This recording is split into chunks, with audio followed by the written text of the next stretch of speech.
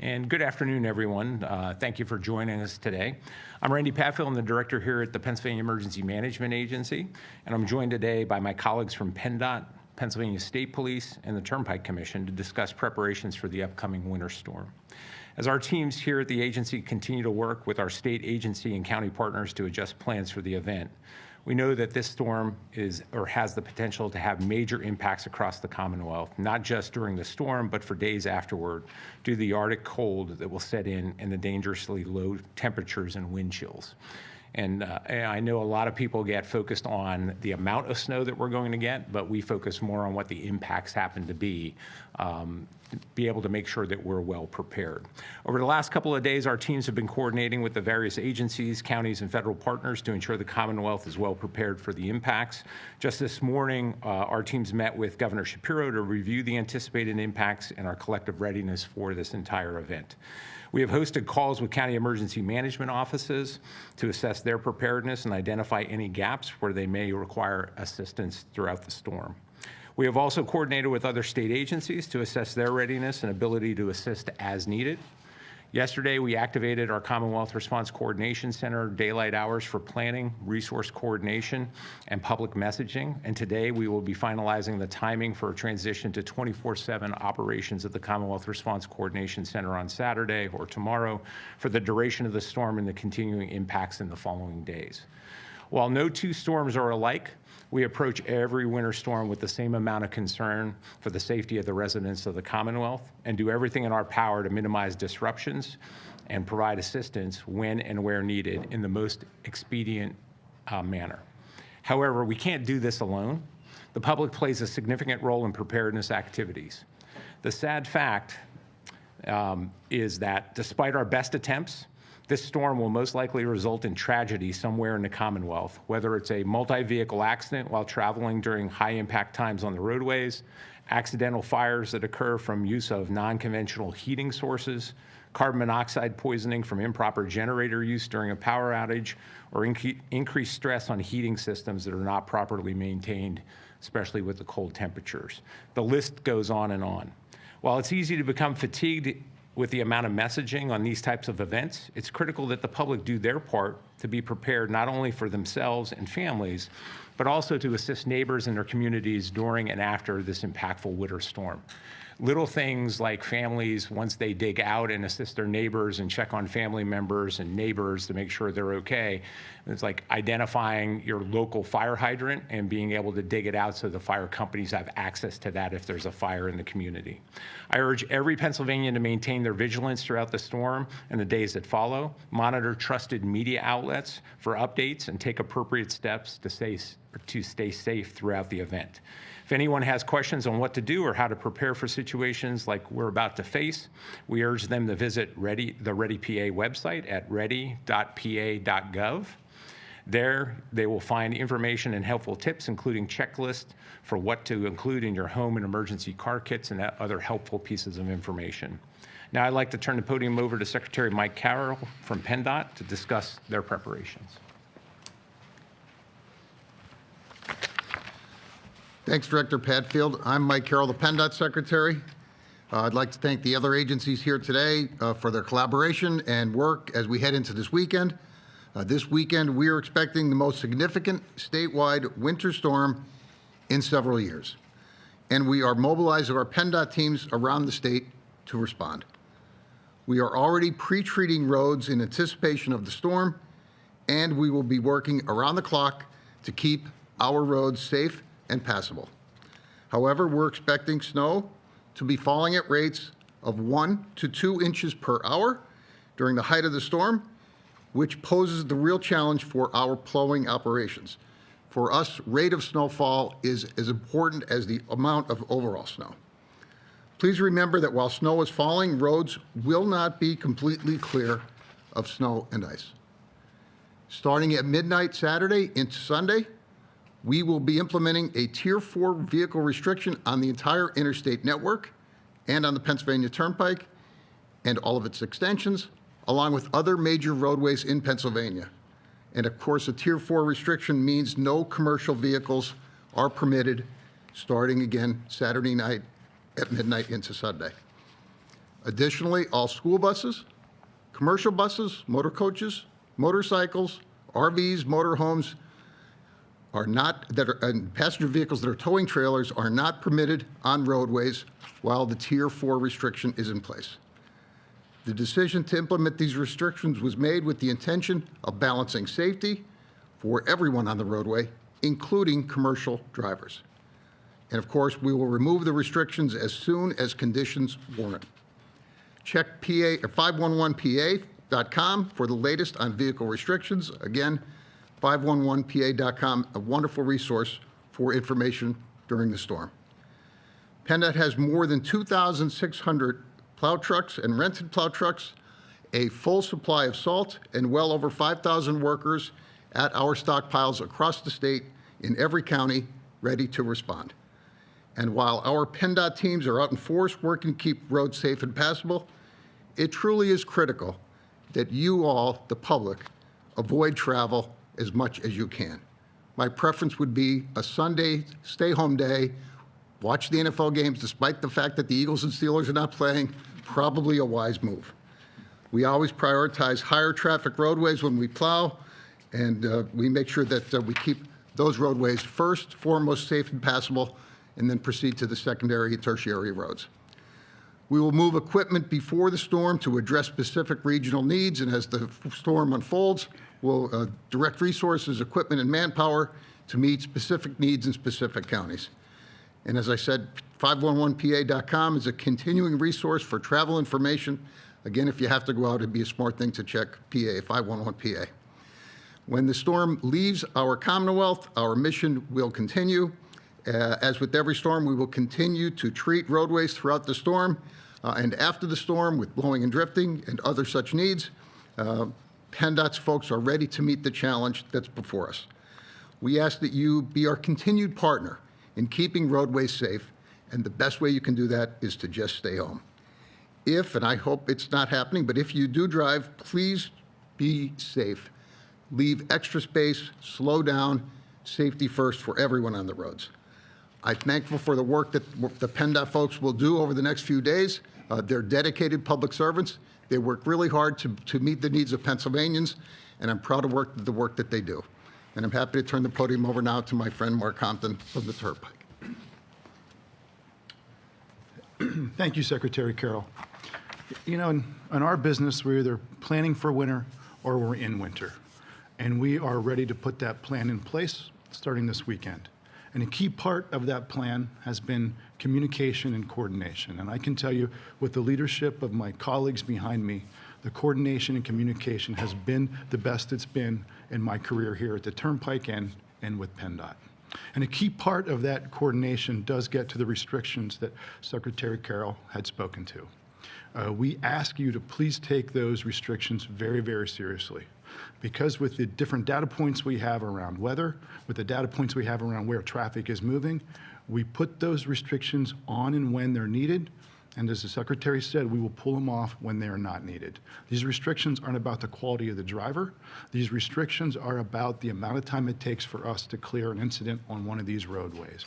We ask you to please adhere to these restrictions. We understand this isn't going to be blizzard-like conditions. This is going to be blizzard conditions when you're talking about the amount of snowfall that's going to happen during the day Sunday. So we ask you please to adhere to these restrictions and know that your partners here will be ready, and we will be attacking the storm with all force. But we need you to do your part, and a key part of that is staying off the roads, especially whenever the restrictions are in place. If you do that, that'll enable our crews to get out there safer, to clear the road and get you back to moving commerce and yourselves in a quicker manner based on the fact that we were able to clear it quicker. So please do your part so we can do ours. Thank you very much. It's now my pleasure to introduce to you our partner with State Police, Colonel George Bivens. Thank you, sir. Good afternoon, everyone. Thank you for joining us and raising awareness about this important safety message as we prepare for potentially hazardous winter conditions. The Pennsylvania State Police urges all drivers to use patience and caution when driving in winter weather. By all available forecasts, this is a significant winter storm and should be treated as such.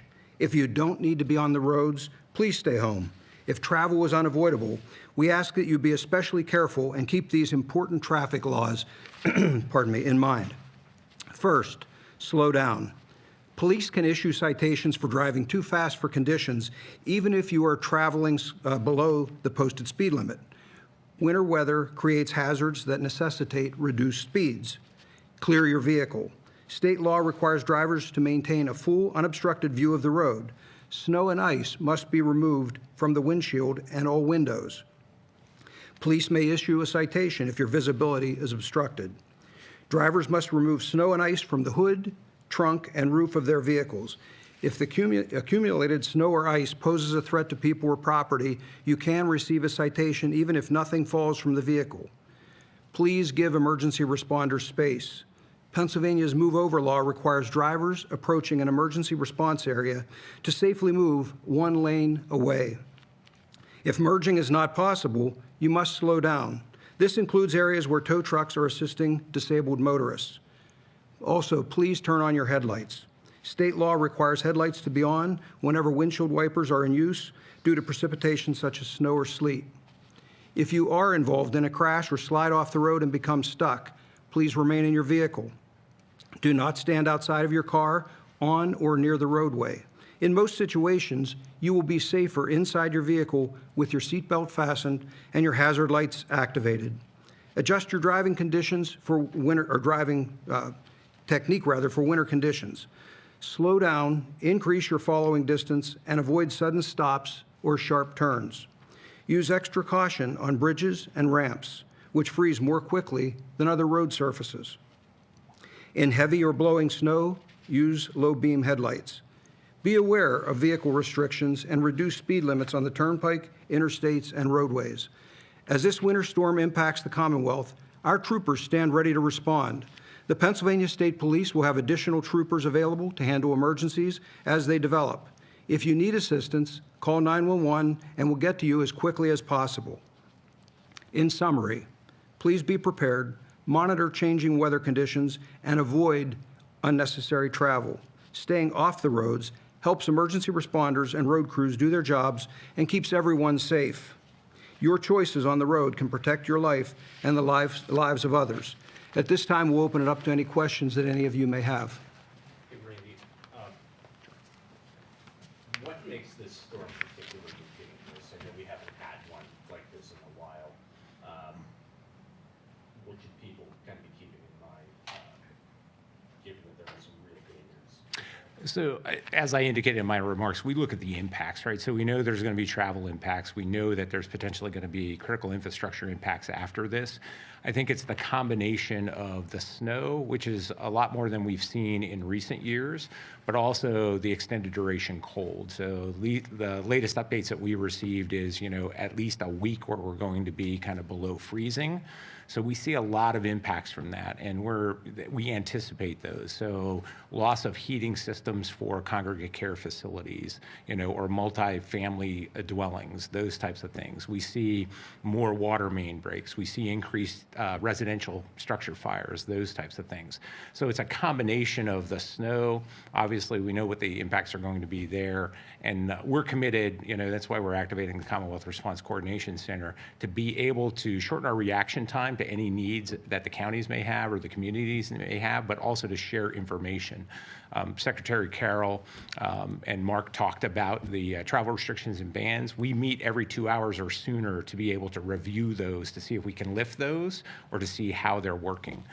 So we're really committed to that. But I think it's a combination of factors with this. It's snow that we haven't seen in a number of years to this degree, and it's also the extended cold that we're going to see. You mentioned how each storm has its own attributes. I guess the last one analogous to this was December 2020. We got 11 inches or so, and that one changed over to sleet also part of the way through.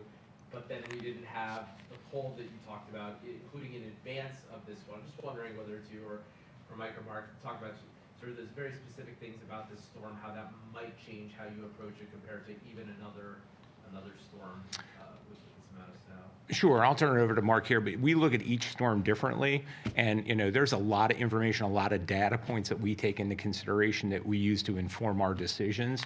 And ultimately, the forecast is the forecast right up until the precipitation starts, and then we get into nowcasting. So we have a state meteorologist. We work with the National Weather Service offices. We have good weather data that comes in from the roadway weather information system that PennDOT has and the Turnpike has. We take a look at all those data points to kind of adjust what our plans happen to be.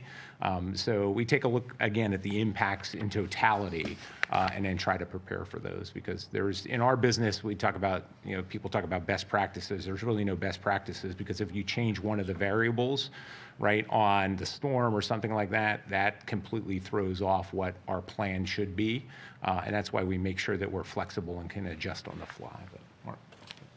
Yeah, just in terms of like the extreme cold, also in advance of this one, and then kind of the fluffy snow changing over to sleet, anything specific that So we're in the process now of brining the roadways in anticipation of the storm. So that is already underway, and that will continue through today and into tomorrow. And the forecast doesn't call for ice, at least at this moment, which is really helpful for us.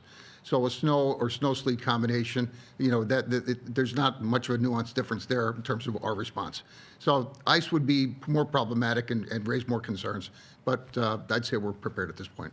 Secretary, there's a lot of people who are going to hear this. They're going to say, I understand all of these warnings. I'm still going to drive down to the store to go get something to eat or get something to drink.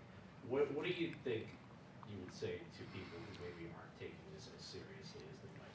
I'd say that you're putting your life at risk and you're putting others' lives at risk, or you're putting your health at risk and you're putting the health of others at risk. Is it really worth it to go down to the corner store? I realize there's a lot of nuance to this, but can you talk about sort of where PennDOT's responsibility ends and where the responsibility in sort of treating roadways and so forth? Essentially, somebody wakes up Monday and there's a road that's not plowed yet. Whose responsibility was that? So, of course, there are city and township and borough roads in addition to the PennDOT's and the Turnpike's roadways, and the average person may not know the nuance of all of that. But I would offer that the partners that we have in local government do a good job. They will be put to the test, as we will be with this storm. But I have every confidence that they will do a good job. They're not going to have pristine, clear roads during the height of the storm. There's going to be snow on the roadways, on local roadways as well as PennDOT roadways. But they will work hard and they will do their best. And depending on the size of the township, a smaller township would have fewer resources than a city would. But our local partners do a good job. And then does PEMA get involved? If there's somebody who, and our meteorologist tells us there's maybe a better than average chance with this one of people, of it being, especially if you're sort of off a tertiary road, of it taking some time. Does PEMA get involved if there's somebody in a bad situation, but off a road that would be sort of the responsibility of somebody? The answer to that is it depends. So we're part of a tiered system, right? So every municipality in the Commonwealth has a municipal emergency management coordinator. We work with the counties, obviously, in the county emergency management offices, but we may get to a point where there's specialized resources that are needed. I can think of an event a number of years ago where there was somebody on the top of a mountain and they had called 911 and they didn't have the resources to get there. So that came to us and we worked with the team to try to figure out what are the best resources, reach out, talk to the National Guard to see what they have, see what other state agencies have to be able to provide that resource, even taking a look at aviation resources, things like that. So it just depends. If it can be coordinated and handled at the local level or at the county level, we may never get involved with that. But if it's beyond their capability, it will come to us. And then we'll work it with, a team of experts to be able to figure out what the courses of action happen to be and pick the best course of action. We have some state governors that are kind of declaring already declaring emergency state wherever they're at. Maybe go into some of the choices for why Pennsylvania hasn't done that, but where we're kind of at in that government. Sure, that's a great question. So that has been something that we take a look at all throughout. We have our teams actually taking a look at that based on this morning's forecast. There'll be some more information coming out later today regarding that. But that's a tool that we have in our toolbox to be able to use it. And we usually wait to make that decision a little closer to the event to be able to refine the forecast. So we've been taking a look at the forecast for the last number of days and kind of refining our plans. And we're also taking a look at the authorities under a state proclamation and whether that would be beneficial to us. So that was a discussion with the governor this morning. What would change if we did get a emergency declaration statewide? I guess what resources would that add? So that provides some additional authorities. Predominantly, it's funding to be able to support state agency response, right? So we have state agencies that are going to be involved in the response. We'll be activating the Commonwealth Response Coordination Center. We'll be bringing other state agency representatives in. So it would be anything that we would need to be able to respond to the storm. But it's also certain other authorities that the governor may have under the disaster proclamation. It just depends on what we would need. Some of the things on the transportation side, we take a look at hours of service waivers, those types of things that we may need for fuel delivery. So there's not one specific thing. You know, we take a look at what we need based on the impacts of the event. How, have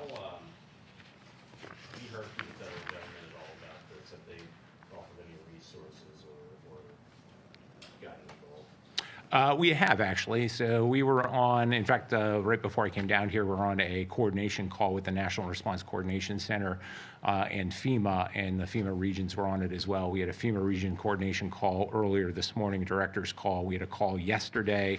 I believe the DHS secretary did reach out to make contact with the governor as well. So the federal government has been, willing to be able to provide resources, anything that we need at this point in time. The one good thing about Pennsylvania and the Commonwealth is we're pretty robust when it comes to resources. We've seen winter weather before. We have good plans in place. As Secretary Carroll alluded, a lot of really good people out there to be able to maintain the roads. But it doesn't mean it's going to, or that we're going to be able to keep it within our capabilities. If it does exceed our capabilities, we have a process in place to request assistance. Back to Karen's question about sort of some of the differences between Pennsylvania and maybe other states. You know, Pennsylvania aims for safe and passable roads, and other states have clear road policies. Is there a practical difference between that in terms of how whether it's PennDOT or Turnpike or others approach? I'll turn that over to our transportation partners. Follow me then on this one. So it's worth reminding folks the PennDOT has 44,000 miles of roadway, so it's an impossible assignment for them to be bare and clear during the entire storm. So we have the 511 PA lets folks see where the plow trucks have been, how recently the road has been cleared. We do our level best to keep the roads passable, again, focusing on the interstate and the high volume roadways first, and then moving down from there. So it's, as I stated during the event, the rate of snowfall for us is the challenge. You know, a rate of an inch or more per hour presents a much more challenging environment for us than a rate of snow less than an inch an hour. So and so we reconcile the available resources we have with the network that we have, and that results in what I would consider to be a very responsible response to the storm. And I know the Turnpike is a different plan because they have different resources. Mark? Sure. Yeah, I think as Randy stated, there has to be a different approach for each storm. And that's definitely the case with this, and that's why the coordination and the collaboration is so important. So what I mean by that is our materials that we would use, which is the same materials as salt, reacts differently at 2 degrees, to 12 degrees, at 30 degrees, at minus 12 degrees. So in that, sometimes there is reason to have a little bit of a material down, and also a little bit to get traction. So at times, based on the temperatures, based on the blowing, based on if there's sleet, all that changes based on what we're seeing with the eyes and ears on the roadway. And the good news is, based on the investments that have been made, we now have more than ever eyes and ears on the roadway that tell us what the conditions are like out there. I got a question for Commissioner Bivens and Randy. When you're talking about first responders showing up during these emergencies, because people have emergencies, things happen. Yes. Can you talk about just kind of the risk that they're also in, and why people may want to try to avoid unnecessary behavior that might end up putting Right. people at risk. Well, certainly, some of the same risks that I talked about to the motoring public, if they venture out, are the risks that our troopers encounter when they're out. Those roads are just as bad for them to navigate, but it's part of their job. They'll do it, and they'll get there. They're going to have to take their time. We give them the best equipment that we can and prepare them to be able to respond. Again, every time someone calls, it puts someone else at risk. It goes back to our message and our request to just please stay home. We can mitigate that risk for everyone. It ties up emergency resources, doesn't it, too? Yeah, it does. So, the 911 centers, that's one of the data points we'll be monitoring is, call volume into the 911 centers. But if we can reduce risk to any first responders by not putting them in harm's way, especially on the roadway, we're going to try to do that. And that's part of the messaging here, that if we don't have to put them out, if you're driving a 60 or 80,000 pound piece of fire apparatus, obviously, there are challenges on snow-covered roads with that. So, if we can reduce the possibility of them having to go out, and, obviously they are going to have to go out during the storm, but as long as it's not something that could have been prevented, right? Just like my comments regarding, what we see, despite our best public messaging, we still have extremely tragic situations occur during these events. And that's the one thing that we try to focus on, is that we really want to try to prevent these. And part of that is preventing, or lowering risk to emergency responders. If they don't have to go out in these situations because people's cars spun off the road or something else happened or there's a vehicle accident, that reduces their risk. We're encouraging people to just kind of like stay home on Sunday. Do we have an estimate right now for maybe like Monday, Tuesday, when those roads will probably be cleared up and safe to go out? I think, and I don't want to speak on behalf of everybody up here, but I think a lot of that's going to be dependent on the amount of snow that we get, right? And how much mixing we see and those types of things. And that's why we take a look at real-time data all the time. And it's just not the data points that we're getting from the weather information system. It is when we look at, travel restrictions and bans, Pennsylvania State Police provides input from their troopers that are out on the street or on the roads. We get reports in from PennDOT and the Turnpike of what they're actually seeing to make sure that the weather data is matching up with what we're thinking is occurring out there. So like I said, we try to take as much data in as we can to make good informed decisions. I think a lot of that is going to depend on how this storm evolves. What have you heard from the power companies? Because I know lines go down, service gets interrupted. If somebody's power goes out, the whole block goes out, the neighborhood goes out. How fast are power companies going to respond if PEMA gets involved and you've got a large number of people affected? We can, again, it depends on the situation. So we have good connectivity through the electrical distribution companies with the PUC. So normally before these events, the PUC will work with their EDCs or electrical distribution companies to do what they believe is a projection on power outages. The good news with this storm, at least right now, is the winds won't be as severe as we've seen with other storms. So we think that there will be less potential for significant power outages. We're guessing there's still going to be, or anticipating there's still going to be localized power outages, but we track those and we track the power outage data. And then if we see situations, we can get on calls with the PUC, the providers, things like that, to kind of work through the problem set. If there's downed trees, if there's telecommunication wires involved, those types of things, and work that complex problem set to be able to get a resolve to that. But with this storm right now, we're going to see some moderate winds, but not to the degree that we have in the past. So I think we'll see less power outages, and we're hopeful that that is going to be the case.